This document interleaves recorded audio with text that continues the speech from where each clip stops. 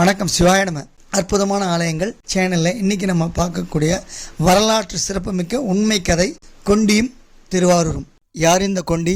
இவங்களை பற்றி பார்க்கணுன்னா வீடியோக்குள்ளே போகலாம். விக்ரமராஜ சோழனோட பேரனாகிய 2ஆம் ராஜராஜன் சோழன் காலத்தில் வாழ்ந்து வந்தவங்க தான் கொண்டி. அதாவது தியாகராஜ கோயிலில் இச்சாசக்தியை வணங்கப்படுற கொண்டியம்மன்.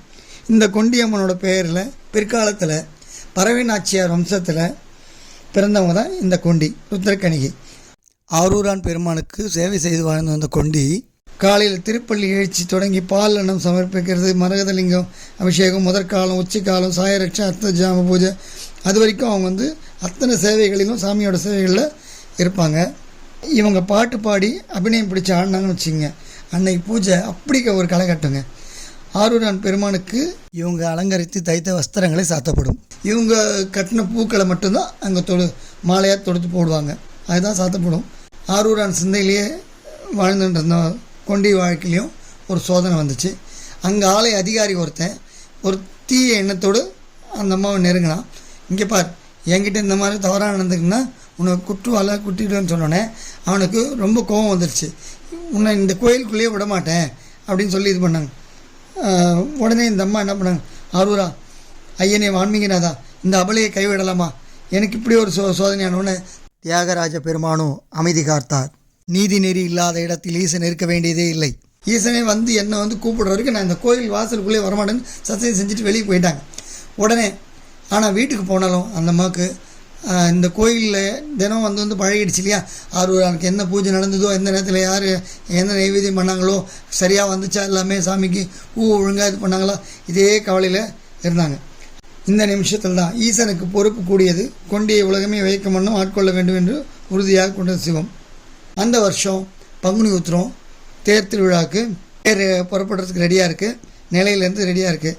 அந்த ஆழித்தேர் 10 தேர்கால்கள் 9 லட்சம் எடை கொண்டது பிரம்மாண்டமாக இருந்தது. வேத மந்திரங்கள் முழங்க, விண்முட்டும் கோஷங்கள் எழும்ப தேர் இழுக்கப்பட்டது. தேரை பார்த்திங்கன்னா 20,000 கரங்களும் யானைகளும் எல்லாம் குதிரைகளும் இழுக்க தொடங்குச்சு. ஆனால் அந்த பிரம்மாண்ட தேர் சிறிதும் அசையவில்லை. சோழ மன்னனுக்கு ஒன்றுமே புரியல. என்னடா அது, அவனும் அவங்க பரிவாரங்கள்லாம் சேர்ந்து இழுத்து அசிச்சாங்க. ஐம்பொன் சிறையார் ஆரூரான் கொல்ல சிரிப்பில் சிரிச்சிட்டு விளையாட்டை ரசிச்சுட்டு இருந்தார்.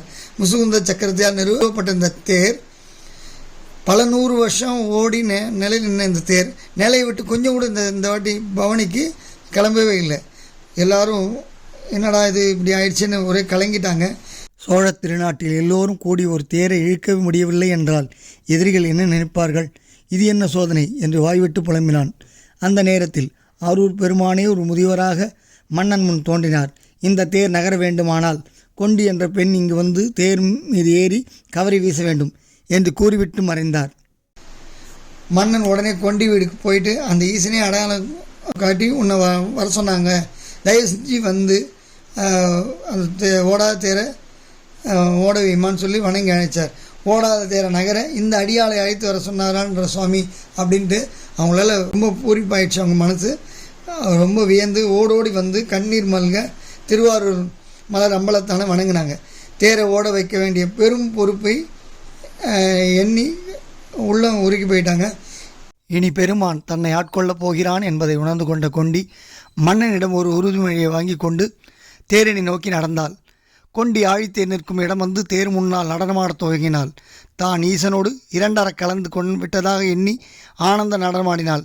திமிழை, மத்தளம், இந்தளம், உடுக்கை, கொம்பு, குடமழா, துந்துவி, பாரி, நாயனம், சங்கு, பிரம்மதாளம், குட்டத்தாரை, எக்காலம், திருச்சின்னம், நெடுந்தாரை, தாரை, கொம்புத்தாரை, உடுக்கை, சேமக்களம், தப்பு, கர்ணா, குழித்தாளம், உரிமி, கொக்கரை, தவண்டை, கொடுகட்டி, நகரா, யாழ், உயிர்த்தூம்பு, குறும்பரத்தூம்பு, மொந்தை, தகுனிதம், தாளம், வீணை, கரடிகை, தச்சரி, தக்கை என ஈசனுக்கு விருப்பமான 70 வகை இசைக்கருவிகளும் இசைக்க அவற்றின் அதிர்வுகளுக்கு ஏற்ப கொண்டி நடனமாடிக்கொண்டிருந்தாள். ஆரூர் மக்களும் சோழ பேரரசனும் அப்படியே அவங்க ஆடுறதை பார்த்து அச்சத்தோடும் பார்த்துட்டே இருந்தாங்க. ஒரு பொண்ணு ஆடினா ஆழித்தேர் நான் வந்துருமா என்ன, அப்படி ஒரு சில பேரோட சிந்தனையும் ஓடிட்டு இருந்து ஆவல் மேலோங்க எல்லோரும் நடனத்தையும் ஆழித்தேரையும் மாறி மாறி பார்த்துட்டே இருந்தாங்க. அந்த பிரம்மாண்ட தேர் கொஞ்சமும் அசையாமல் இருந்தது. அதன் தொம்பைகள் கூட மந்திரத்தில் கட்டுண்டாற்போல் அப்படியே கிடந்தன. கொண்டியின் மனதில் எந்த வன்மமும் இல்லை. தன்னை அவமானப்படுத்தியவர்களை மன்னித்து விட்டாள். காற்றின் திசைக்கேற்ப ஆடும் தீபம் போல ஆடினாள். தேர் ஓட வேண்டும், அப்போதே என் உயிரும் பிரிய வேண்டும். இது ஈசன் மீது ஆணை, அமர்ந்தாடும் எங்கள் ஆரூர் கூத்தன் மேல் ஆணை. தியாகராஜா உள்ளுக்குள் மனதார வேண்டியபடி ஆடினாள். தியாகேச பெருமான் தம் பக்தியின் விருப்பத்தை உணர்ந்து கொண்டார். கொண்டியின் பக்தியை உலகமறிய செய்ய திருவுள்ளம் கொண்டார். ஆழித்தேர் தானாக மெதுவாக அசைந்தது. அதிர்ந்து போன மக்கள் கூட்டம் விண்ணதிர அரூரா தியாகேசா என முழக்கம் எழுப்பியது. வாத்தியங்கள் நிசப்தமாகின. கொண்டியின் சலங்கை அமைதியானது. சோழ மன்னன் பெருங்குரல் எடுத்து விம்மி அழுதான். சோழர் குல பெண்டிர் ஆனந்தம் மேலோங்க தேரை நோக்கி நெடுஞ்சான் கிடையாக விழுந்து வணங்கினர். கொண்டி தேரின் வடத்தை பிடித்தால். மக்கள் கரங்களும் இணைந்தன. தேர் விரைவாக நகர ஆரம்பித்தது.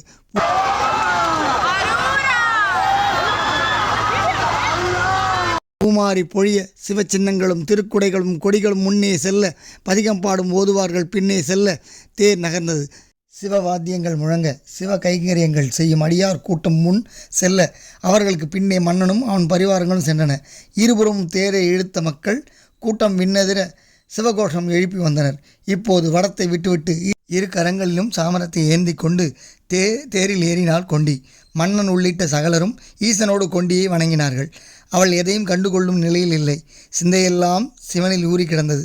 சிவபதத்தை அடைய போகும் நேரத்திலே மனம் ஆழ்ந்திருந்தது. ஐயா தியாகேசா, இந்த எளியவளுக்கு இத்தனை பாக்கியமா?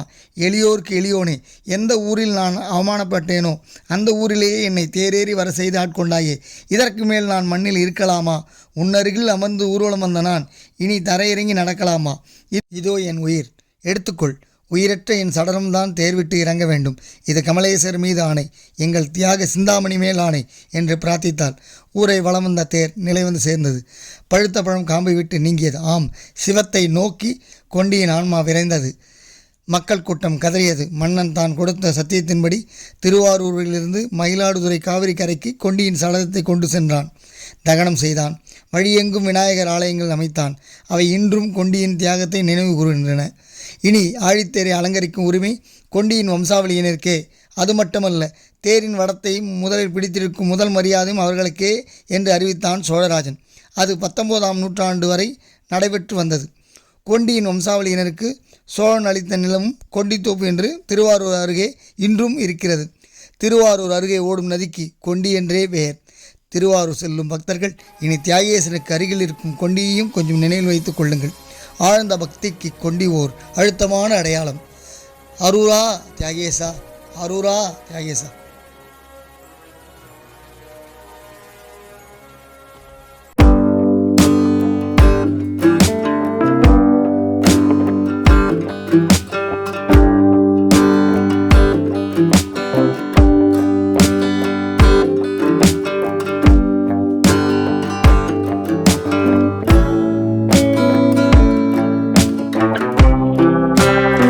பங்குனி உத்திரம் ஏப்ரல் 1ஆம் தேதி நம்ம தியாகராஜனோட ஆழித்தேர் பிரம்மாண்டமான தேர் திருவிழா நடக்க இருக்குது. சிவனடியார்கள் சிவபக்தர் அனைவரும் வந்து கலந்துக்கணும்னு நம்ம சேனல் சார்பாக வேண்டி இதே மாதிரி இன்னொரு முக்கியமான தகவலோட சீக்கிரமே உங்களை வீடியோவில் சந்திக்கிறோம். எங்கள் வீடியோவை லைக் பண்ணுங்கள், ஷேர் பண்ணுங்கள், கமெண்ட் பண்ணுங்கள். மறக்காமல் பெல் பட்டனை அழுத்துங்க.